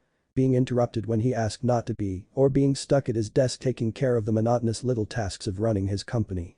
Oh, but to be out there, right now, dueling sighing, he shoved the latest progress report aside before reaching over and taking up a glass of wine that had helped him along, a guilty pleasure that he allowed himself. He could afford to. After all, he was the boss. But a video call on the secure line. There were only a handful of people who had that number. All of whom were interesting. Kaiba had it, but then he liked to antagonize the young man, so. Little Yugi had it, but he never called. There were a few others, but by all means, put it through, he insisted. The videophone on his desk came to life and he was quite thrilled to see his latest discovery on the other end. Pegasus. The game creator smiled broadly before leaning back in his high-back chair, feet propping on the edge of his desk. Well, if it isn't my latest business partner. How are you, Naruto boy? I was so hoping you'd stay in touch. Unless things were dead serious, that man never was. He'd noticed that the man could just talk and talk, unless steered. I have a favor I need to ask. Cocky smirk turning into a wicked grin, the platinum blonde. A favor? Of moi? I need you to find something for me. A card. Who'd kill her? Is that all? Pegasus pouted. And I had such aspirations for you, Naruto boy. It's for a friend. Naruto boy, I expect more interesting things of you, Pegasus chided, head shaking in disappointment. A card. That's all. I make so very many. Is it at least a very extraordinary card? My friend is very attached to that card. Like a kindred spirit. Pegasus blinked, his soul visible, not to mention existing. Was he hinting at what he thought he was? The friend, you say? He inquired, curiosity reinvigorated. The very special friend, the enigmatic teen emphasized. Pegasus beamed, breaking into a wide grin. Clear his books, he had something more entertaining to do instead of work. 2 minutes of explanations later, the line going dead, Pegasus was practically giddy. My, Naruto boy, but you do know how to make things exciting, don't you? Falling just shy of giggling. A fascinating development, this. To think that he would attract such memorable parties. The original elemental heroes and now. He couldn't help the mirthful laughter now. Thoughts of looking for existing copies of the sought-after card were immediately trashed. The card was rare, true, but not terribly so. No, his reason was simple. The card he needed would have to be special, as was the heavily emphasized term of the night. He felt that all too familiar thrill. The energetic surge that came with serendipitous inspiration. Jumping right up from his seat, he bounded out of his office, throwing himself out the doors. Hold all my calls for the rest of the day. I don't care who they're from, he ordered. I'll be in my office in R&D, too enthralled in his mental designing to even note the words of his assistant. No, he had visions coming to him. He would make the card perfect. He wasn't really aware of the trip between his office and his workspace in the card studio. Creative juices flowing, he'd rolled up his sleeves and started work, not caring the slightest for his pomegranate red suit. Duel Island, Saturday morning, 9:31 a.m., 2 days after Naruto contacts Pegasus. Bam bam bam. Wham. Thump. Boon. Naruto. Are you there? Sprawled on the floor, his sheets were tangled around his legs, but he was focused on the throbbing goose egg on his crown. He'd been seriously under. So much so that the sudden knocking had sent him face first into the solid wood frame of the bed above his. Ouch. But he fought through the pain. Instead, the kind of glare he was sending should have sent the door up in flames, just for the sin of being between him and the potential corpses on the other side. Get up, dude. You gotta move. Urge to kill rising, he grumbled, almost snarling. Tinkling giggles reminded him that his room of one was hardly that. Floating over him, dark magician girl beamed down at him, hands over her mouth so as not to burst into open laughter. Aw, you know they're good people, she teased soothingly. Brow arching, and serious. It was fair play. She told him about the last time she'd managed to leave the cave for a breath of fresh air. It had only been possible because of an island-wide costume carnival. The high spirits had provided enough ambient energy for her to take form and participate. He knew it was still a touchy subject and regretted it just a little at her weak pout. Yes, I suppose he is, she admitted, taking the higher road. When she'd mentioned him, he'd managed to get the story out of the group about the festival and Sirius's not-so-secret crush. Former crush. The diminutive teen had apparently given up on his card crushes after accidentally getting flashed over the summer. The highlight of his vacation, it had ruined him for anything less than a real girl. Something that, ironically, he was still too shy and nervous to even try for. Naruto, Sirius whined through the door. Still rubbing his aching skull, what? He snapped loudly, holding back as much venom as he was able in his compromised physical and mental state. Hurry up, man, or you're gonna miss it. Jaden's voice broke in. Groaning, he stumbled upright, kicking the sheets from around his leg. Pulling on a shirt over his boxers, making himself barely presentable, he stomped for the door. DMG faded out. If Jaden was there, then she could be seen, and, for now, that was something they didn't need to know yet. By the god cards, what? Ripping the door open and bearing down on them. Cirrus looked about ready to clock him. What do you mean what? He contradicted, spluttering in exasperation. Don't you remember? Today's the day the new pack comes in, talking to him like he was a 4-year-old, irony being that he, himself, looked like one. We've got less than an hour. If we don't get there in time, we might not get any. We'd have to wait a whole nother week for the next delivery. New cards were a big thing on the island. Oh, hey, and dude, you got some snail mail earlier, Jaden informed, pulling an envelope from his back pocket. Who's Jiraiya? The blonde teen went unnoticeably rigid. Oh. That letter. The letter had been a way for Pegasus to contact him. He was the sole person in this world that knew who he was, so he left a contact in case it was absolutely necessary. He considered the use of Jiraiya's name as poetic, what with the Sannin's oddness compared to that of Pegasus. A little manipulation, some misdirection, a helping of sleight of hand, and he had a fairly bulletproof explanation for his new card.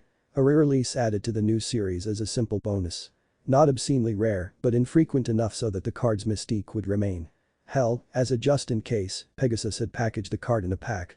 Had Jaden actually paid any attention, he'd have noticed that the person who dropped off the letter wasn't the mailman, but the courier who dropped off the new series of cards. Is that it? Is it? Is it? DMG ranted from the very moment he got away from prying eyes. However, given that he needed to let a number of people know he'd gotten the card in order to ensure that fewer questions were asked down the line, that meant for such a conversation, he had to be alone. Appearing as a thumb-sized bowl of light, hovering over his shoulder, she watched avidly as he pulled out an open pack of cards. Slipping the cards out, he flipped through until the desired card was found. It's beautiful, she cooed dreamily, transparent form coalescing from the light. Well, it is you, he reminded. Her semi-transparent cheeks flushing brightly. And it was her, but, unlike the original, this picture was altered. Wand in her right, that same hand was on the brim of her hat, as if to pull it down over her eyes, her left hand extended in a victory sign, and winking broadly while smiling. In his eyes, the image fit her personality to a T. He had just the place for her card, too. She was perfect for his E-Hero deck as one of his very few spellcasters. Regardless of this string of positives, he felt something off on the wind, figuratively speaking. His instincts were telling him trouble was looming on a very close horizon. Hurry up, dude, or you'll get left. Jaden warned from the outside, reminding him of his surroundings. Chapter 4. Bashing Skulls. Flashback news clip. And as for the cards themselves in this latest release, I have a few surprises for the lucky few who find them. First, the re-release of a popular card from the past, but more importantly, this pack hosts 9 individual cards, each one of a kind in the world. Together, they are called, simply enough, the Biju. Present news feed. And now, just hours after the release of his latest set of cards, packs are flying from the shelves. Many veteran duelists might see some similarities to the original release of the Blue Eyes White Dragon, as packs are being sold in abundance. Collectors and duelists around the world search for the immediately prized cards. Pegasus himself announced the creation of Duel Academy Island. Oh, man. You can say that again, Cirrus huffed. After Pegasus had first made the announcement, closer to home, Academy students had thrown themselves at the card store for a chance at any one of the 9 special cards. There was no line. As more and more arrived for the delivery, the line turned into a crowd, one that had no intentions of being limited to one at a time. Meaning that, while they were fairly close to the front, the Slifer group barely got one pack between the 3 of them. To their joint disappointment, it did not contain one of the aforementioned super rare cards. Still, Hasselberry, Cirrus, and Jaden had split the pack between themselves. It soon night aspect dark, Cirrus mused, picking up the card while trying to forget his disappointment. Just like any other who'd bought one of the packs, he'd been hoping to see one of those rare cards. Isn't that one of the cards Alexis talked about? You know, one of the ones that Kyuubi guy uses. Jaden actually had to think about that, but Hasselberry was more on the ball. Hey, you're right. Taking the card, he looked it up and down. The name matched, and so did the effect. Wait, then how'd he get him? What? Jaden asked from the sidelines, not understanding what they weren't saying. Exactly, Cirrus agreed. How did he have a card that didn't come out until today? Finally understanding, barely, oh. Jaden exclaimed. Wow, thought your ears were going to start smoking there, Jaden, Naruto heckled, dropping his tray down on the table. Oh, hey, dude. Where have you been? Dropping into his seat, the blonde shrugged nonchalantly. Card shop. Cirrus groaned in phantom pain. No point going there. It's been picked clean. Breaking into tears at the end. I know. Reaching into his pocket, he pulled out a now familiar pack. Where'd you get that? The short raw student practically screamed, eyes boring into the packet in his hand. Jaden and Hasselberry were a little better. At least they didn't scream, but they were no less interested. "How'd you get one of those, soldier?" It fell under the counter, he supplied easily, watching their eyes track the object in his hand like a trio of hungry predators. Just to mess with them, he shook the pack, watching their eyes jerk around. "You want him?" And tossed the pack down. The minuscule slapping of the packet against the table might as well have been a gunshot for the momentary silence that it preceded. Either way, Jaden was the fastest, snatching the pack up first. Not that it stopped Cirrus and Hasselberry from peering over his shoulders at the cards he pulled out. Cards flipping before his eyes, the Dino duelist couldn't help but feel more and more disappointment after every card. "Man, I was really hoping for some dinos," Hasselberry grumbled, pouting. "I know what you mean," Jaden agreed, flipping through the last card. "I mean, there are some interesting ones here, but nothing that really goes with my deck." Though he had seen a few trap cards that might make the cut. "Wait a minute." Cirrus had spotted something the others hadn't. "There's only 8 cards here," looking away from the cards in Jaden's hand and back to where Naruto was sitting, idly munching his lunch while they fed their card hunger. Confused, Jaden ran through the cards again, counting. "Hey, you're right. Spill, soldier, what did you get?" "Yeah, are you holding out on us?" Cirrus may have tried to look imposing, but really, it took a lot more than they could ever have to intimidate him. Meeting the green-haired boy's hard stare, unblinking, "I may have gotten an interesting card." Jaden's eyes lit up. "Dude, did you get one?" One being one of the sought-after Biju cards. Now Hasselberry joined Cirrus in his intense, expectant staring. "Nope." Cirrus and Hasselberry went face first into the table. Jaden, taking it in stride, "So what did you get?" Cirrus and Hasselberry's heads shot up, showing their resilience. Calmly sipping his tea, Dark Magician Girl. "Well, that's sweet, dude." Jaden cheered before digging back into his food. Hasselberry was impressed in the rare card, but he accepted it. Cirrus on the other hand. "Wide." He belted, eyes impossibly wide. "Carnation, soldier," Hasselberry whined, covering his ears. "Where'd I hide lungs like those?" But Cirrus was focused entirely on Naruto. "Dark Magician Girl. Are you serious?" For the longest time he had had the strongest card crush on her, coming to a climax when, in his suspicions, he and the rest of Duel Academy had met the one and only. Though such yearnings had faded over the summer. As a select few knew and were afterwards sworn to secrecy. But still. "It's a sweet card," Jaden agreed through bites. "I'd bet half the students would want to trade you for it." He liked the card, respected it, but he could live without it. Cirrus nodded furiously. "Yeah. Perhaps even himself." "Not trading her," Naruto supplied firmly. "I've got a spot for her already in my deck." Most wouldn't have paid much mind to the reference to the card as her instead of it, but even fewer would understand the why, or guess it. "Oh, mine," Cirrus groaned, sinking back to the table, rubbing circles into the surface with his finger. "How about a duel then?" Hasselberry proposed toothily. At the special word, Jaden was on his feet, enthusiasm rolling off of him. "That's a great idea. I've been meaning to try my dinos against you for a while now." A smile started to play over Naruto's face. Though not for the reasons anyone would expect. "Feel like stretching your legs?" he mentally asked. Giggling, she whispered to him. "Like you really need to ask." "Now that's perfect, Hasselberry." "Well, alright then." Hasselberry cheered. "Let's grub up and get outside." Shockingly, it was Jaden who broke in with words no one would have ever expected from him. Thought-provoking. "Now hold on, guys," he chastised. "If you're gonna tear things up, do it in style. Academy Duel Arena." "So it's true then." Looking away from the field, the duel not yet underway, Bastion was startled to find Alexis standing right next to him. He must have been quite focused to have not heard or noticed her. "To which truth do you refer?" he inquired of her.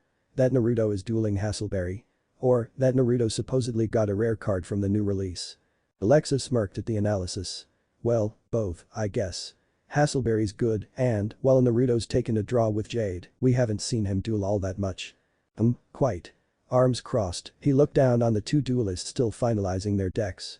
Hasselberry's dueling skills are fairly well known given his rough entrance.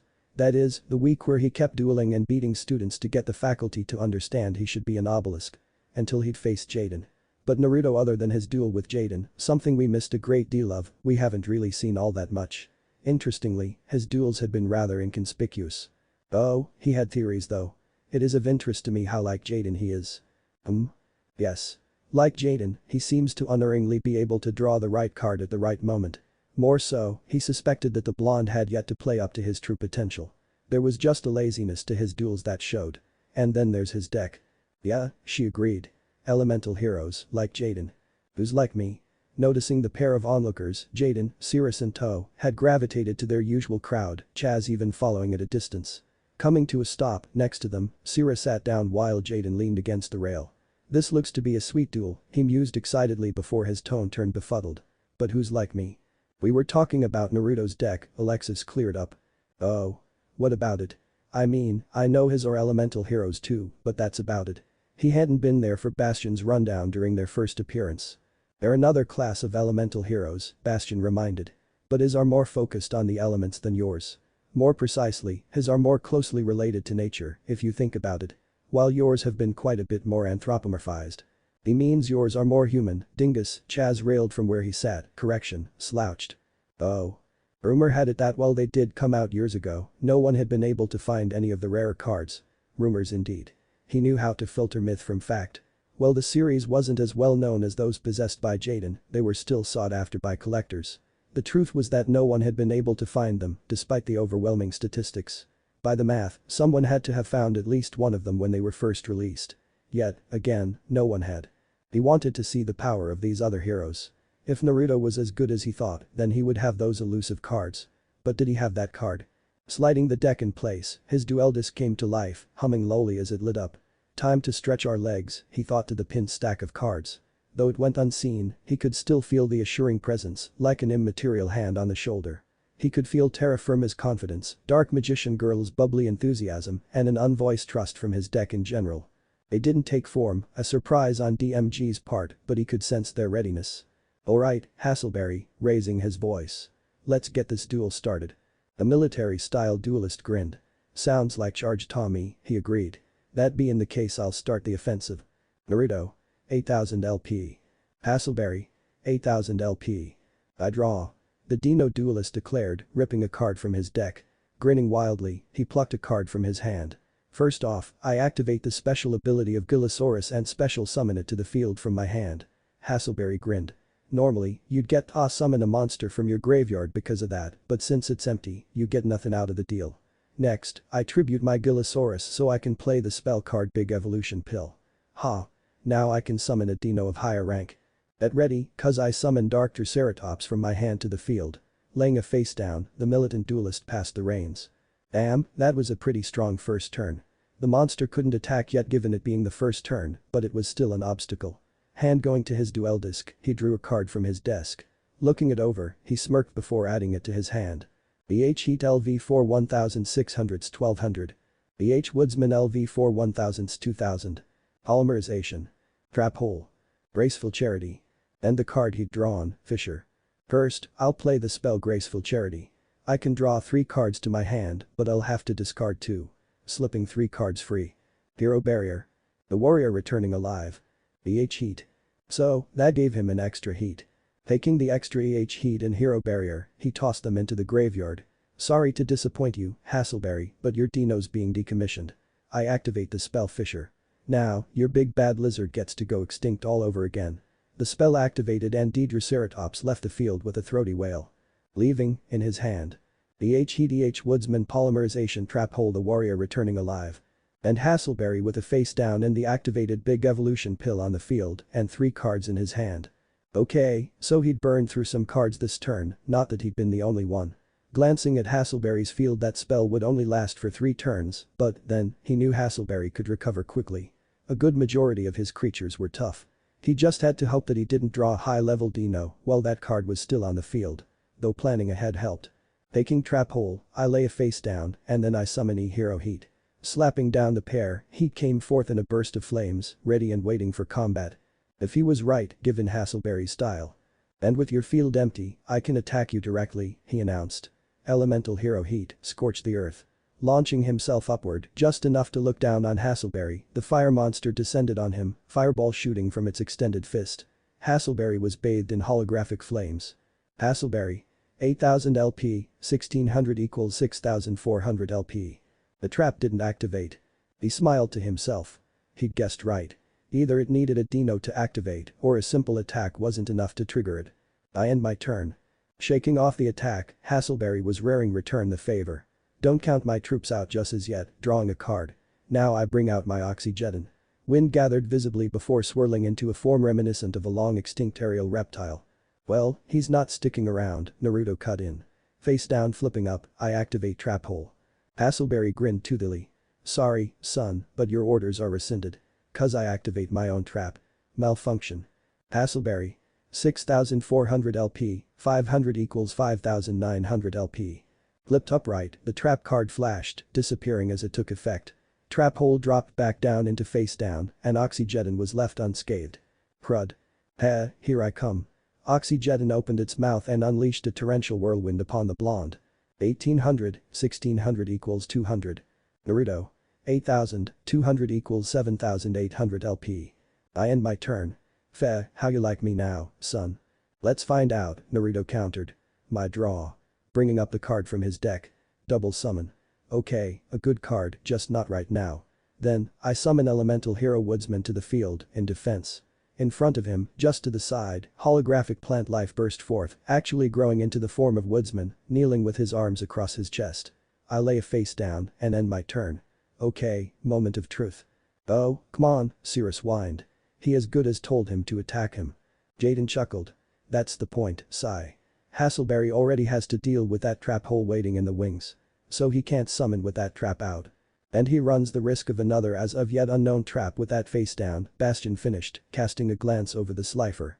Rather astute of you to see that, Jaden. But the teen just laughed, not even catching the implication. Or he could just be bluffing. Hassleberry growled to himself. Turnation, but even with his freshly drawn card, he hadn't a way to decommission his opponent's two face downs. And he already knew to expect trouble with the trap hole. He could either sacrifice a subordinate for the sake of his troops or pull it out until he could find a way around it. Naruto may have more life points than him, but he still had the more commanding presence on the field. What he also had though. Your soldier's not safe from my dinos, he declared. Not even in defense. He threw down his latest card. I activate the spell. Axe of Despair. The card in question materialized on the field beside him, flipping up to activate. With this, my dino steps up in the world. Despite its name, Axe of Despair was a general equip spell. It had no requirements of type, but it was powerful nonetheless. Jaden LV4 1800 LV4 2800 You just have to risk it. Jaden, blow away that tree hugger.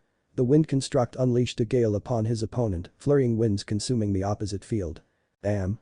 And the wind shredded Woodsman before his eyes. With him in defense, at least he held on to his life points. Blinking away stars, he grimaced across the field where his opponent was grinning toothily. Okay, that happened. Lastly, I summoned Black Ptera. And there it goes, Cirrus eyed.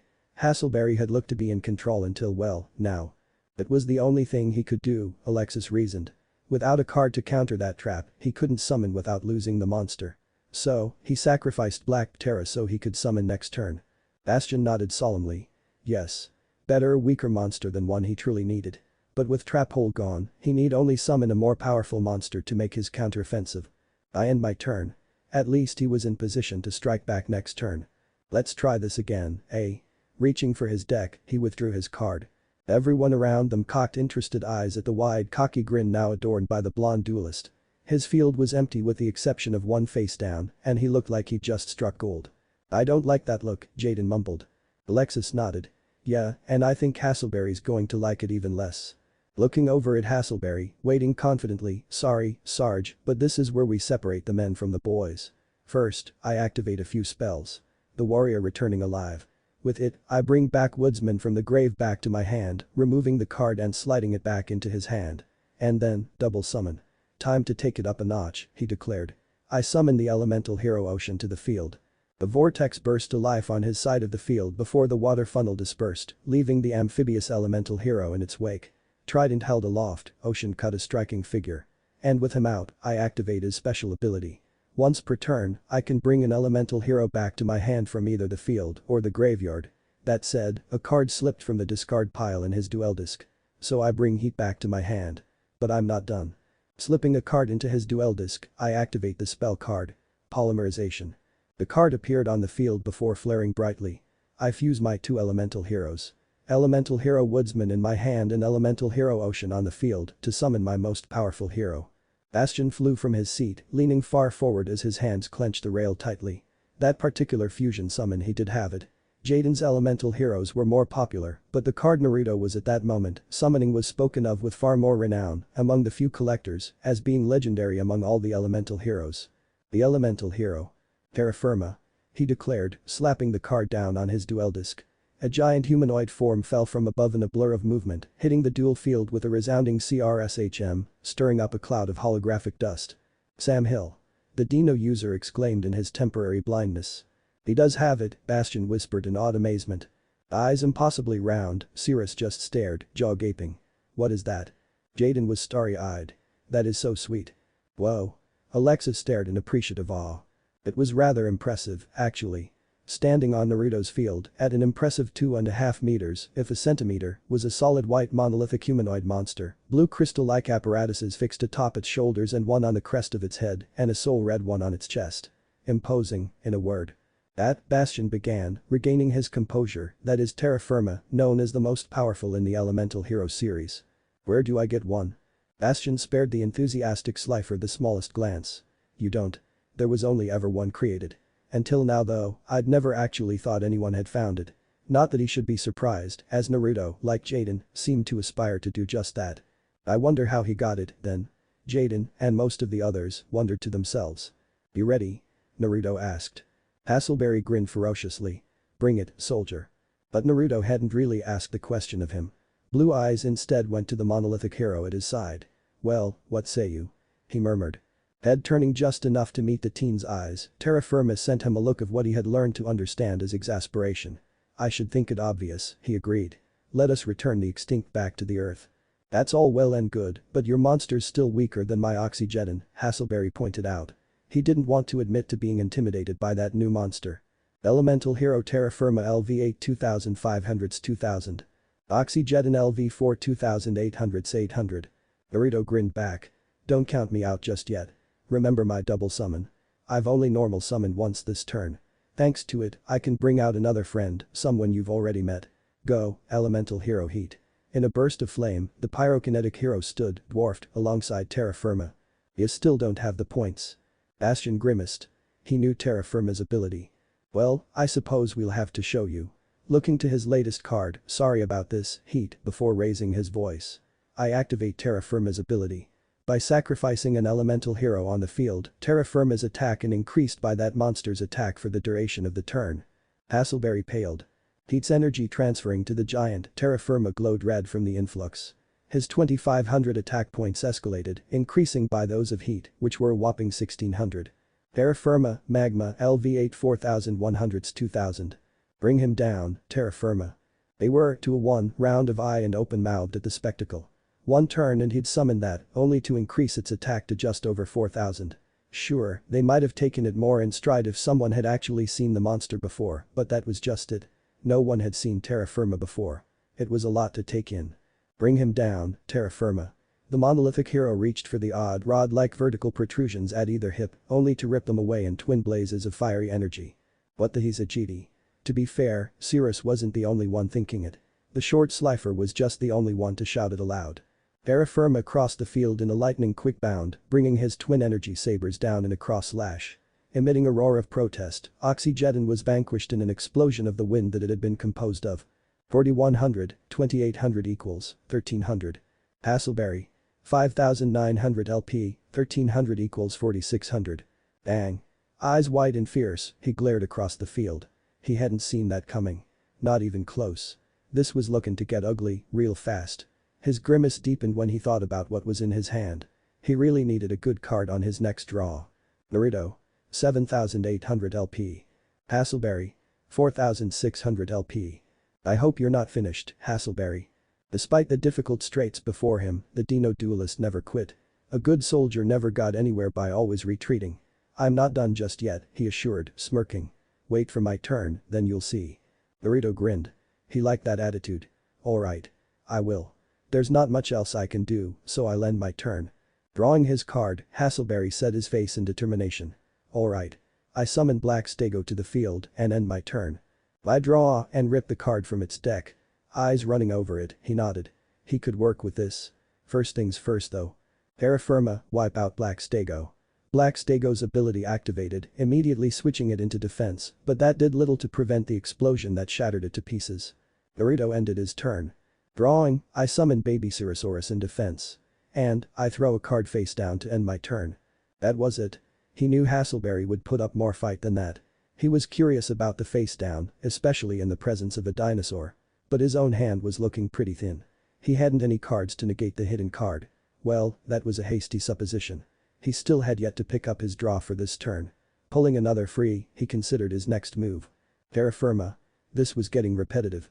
The ginormous elemental hero strode forward. Think again, partner, Hassleberry countered. His card flipped upright, shedding the mystery in the eyes of all, and terra firma froze in his steps. I activate negate attack, so my Dino gets to hang around a little longer. Pulling his most recent card free, I lay a face down to end my turn. Hassleberry grinned at his new draw and at balking his opponent. This duel wasn't over just yet. I activate premature burial. Hassleberry. 4600 LP, 800 equals 3800 LP. Now, I bring back an old friend. Dark Triceratops. In a subterranean explosion, the Dino from the start of the duel dug its way out from the earth below and stood fiercely alongside Baby Ceratosaurus. Dark Triceratops LV6 2400's 1500. But my pal's not sticking around, Hassleberry added. Oh no, he's introducing an old friend. Both dinosaurs disappeared from the field, a shadow overcasting Hassleberry's side. Grinning tootily, I sacrifice my two dinos on the field to bring out Balk Tyranno. The massive Tyrannosaur bellowed throatily, challengingly. Black Tyranno LV7 2600's 1800. I hope you're ready, cause my dino's hungry. Black Tyranno. Show him who's really at the top of the food chain. Go, Jurassic Slam. Roaring, the massive blackened reptile lunged across the field before turning a sharp corner and delivering a heavy tail strike to his target. As the dust cleared though. Who's at the top? The blonde questioned, his life points unaffected by the attack. I activated my trap. Magic cylinder. Hassleberry had but a moment to recognize the card, two overly large tubes, seemingly with a darkened void within them, each adorned in purple, red, and blue coloring and markings, before one of the aforementioned tubes emitted a glow at its end, and he was suddenly bombarded by an energy beam. Ah! Hassleberry. 3800 LP, 2600 equals 1200 LP. By draw. Liking what he was seeing, I activate the spell card Rush recklessly. And you know what that means. Jazz snorted. Duh, it means so long to his dinosaur. Terra firma glowed, suffused with a temporary surge in strength, his attack boosted by 700 points. Terra firma sent him packing. The humanoid monolith tensed before bursting forward, striking down the equally large Tyrannosaur. Terra firma 3200, Black Tyranno, 2600 equals 600. Hassleberry grimaced, the area around him smoking from the ferocity of the attack. Hassleberry. 1200 LP, 600 equals 600 LP. I end my turn. Drawing what he now knew, odds were, was his last card, he readied himself for his last stand. With Black Tyranno off the field, he had nothing to really defend himself, let alone make an offensive. But, if he was gonna lose, he'd take it head on. I summoned Black Stego in defense. Fierce gaze traveling across the field, I wanna say, son, it's been a pleasure dueling ya. Naruto smirked appreciatively. Same to you, Sarge. He drew his card. Well, isn't this convenient, he murmured, mostly to himself. You wanted to see, Hassleberry. Well, here you go. I activate the spell. Blood Sacrifice. With this magic card, I can summon any monster from my deck regardless of level, so long as I subtract its attack points from my life points. The catch though, the card only sticks around for one turn and then it's removed from play, but that'll be more than long enough. Naruto's life points dropped by 2000. Naruto. 7800 LP, 2000 equals 5800 LP. From my deck, I summon Dark Magician Girl. In a burst of light, she appeared on the field, clothes rippling in some holographic wind. Like her card, immediately summoned, her wand hand went to the brim of her conical hat, tugging it down a little, as if demurely reacting to the eyes upon her. Yay. I've been summoned. I've been summoned. She cheered, giggling, extremely proud of her card. It had been made especially for her, because of her. Well. How do I look? She questioned, winking at him teasingly. Beautiful. He offered in question of what she was fishing for. The feminine magician's perma-blush deepened. The audience was auditor, the guys mostly for attraction issues, and even a few girls, but most of them could agree that she was beautiful, if not just incredibly cute. A rare few saw something else too. Her curry. Attention jerking away from the duel, Jaden met an energetic winged Kuribo bobbing around his head. Oh, winged Kuribo. "What's up, pal?" The softball-sized winged fluffball bounced all over the place, wildly gesturing and making sounds, all at the monster on Naruto's field below. Taking a better look, Jaden's eyes widened in twin surprise and disbelief. Oh, hey. That wasn't just Dark Magician Girl the card. Only a handful of people could see what he could, that the monster was actually moving, talking animatedly to its duelist. No, that wasn't just Dark Magician Girl the card, it was Dark Magician Girl the spirit. That is sweet. He cheered in hushed agreement with his spirit partner. He'd had a feeling about his fellow Slifer. And now he knew for sure that the blonde was like him and could see spirits. No way, Cirrus breathed. It really is Dark Magician Girl. Sighing dejectedly, he resigned himself to Naruto having the card and more than likely never parting with it. The horizontal line button messed up again. "I respect you, Hassleberry," Naruto offered. "That's why I'm gonna finish this with a bang. Go, terra firma. Attack his black stego." The Heavisid reptile didn't stand a chance, even with its special ability. Neither its attack nor defense could stand up to terra firma. And, all too soon, the field was empty. Now, Dark Magician Girl, attack his life points directly. Dark magic attack. Giving an excited titter, the hovering feminine magician threw her arm out, wand directed at the reeling form of Hassleberry, and let off a shot of pink and black energy which consumed the dinosaur enthusiast. To his credit, Hassleberry took the blow in stoic silence. Hassleberry. 600 LP, 2000 equals 0 LP. 5 minutes later. Man, oh man, that was awesome. Jaden cheered as they all walked back to the Slifer dorm. Arms behind his head, he grinned broadly. Sure, he hadn't been the one to duel, but a sweet duel was still a sweet duel. The duel hadn't been very long at all, but it had still been a sight to see. Cirrus, meanwhile, shuffled along. He voiced his awe and interest, but he was still a little envious of someone else having a card he'd wanted for so long. "I ain't gonna take this defeat lying down, Lieutenant," Hassleberry declared, getting right up in the blonde's face. If anyone thought the title at all odd, they didn't show it. If any of them had to guess, he doled it out simply due to where he ranked him. Naruto laughed heartily. "Why would I expect that? To heck with that. I want to duel you again later, when we've had time to make our decks better." Eyes jammed shut, grinning broadly. "Dude. I so want a piece of that action," Jaden declared. "I wanna see the terra firma card of yours in battle." Bastion nodded. "Indeed. Suffice it to say, we were all rather astonished to see you pull that out of your sleeve, as it were." Turning his gaze askance over the blonde, "Where did you find that card anyway? I don't think you'd believe me if I told you." "Try us." Alexis leaned in to jog the blonde's shoulder as they walked. "Yeah, come on. Nothing much to tell, just weird is all. I'm going through town, passing through is all, and I hear the oddest thing. Don't ask me what, it's hard to describe. I ignore it at first, but it just feels more insistent. Giving up, I follow that feeling into a hobby shop and head straight to a box of assorted cord packs like I'm being pulled. Whatever the reason, I end up pulling out a pack, buy it, and find terra firma inside. So weird enough for you?" He got confused, even doubtful looks from some, but Jaden's face was lit up like a Christmas tree. "I knew it." Grabbing Naruto for a moment, Jaden bore down on his fellow Slifer. "Dude. I knew it. You can see dual spirits, can't you?" Naruto grinned. "You guessed it, Jaden. I'm actually surprised you didn't come out and say it while we were with the others." He laughed uneasily. "Yeah, well, it's kind of a shifty subject. So far, I've only met a few people who could see them, and a lot of people just think I'm crazy." "Who says that's from the dual spirits?" Naruto ribbed, but, only sweating a little under the implication, Jaden was undeterred. "So then, terra firma and Dark Magician Girl?" "Most prominently." Jaden blinked at that, the explanation going completely over his head. The others don't usually wake up or anything unless it's important or if they feel like it." "Ah. Hi Jaden." Her cover more or less blown, the high-spirited spirit no longer felt the need to hide herself. Hanging transparently over Naruto's shoulder, she waved energetically at Jaden. "Oh. Hey there." Caught off guard, the Slifer managed a hasty greeting and waved to the revealed dual spirit. Finding the atmosphere welcoming, winged Kurubo even came into focus, hovering over its partner's shoulder. Kuri.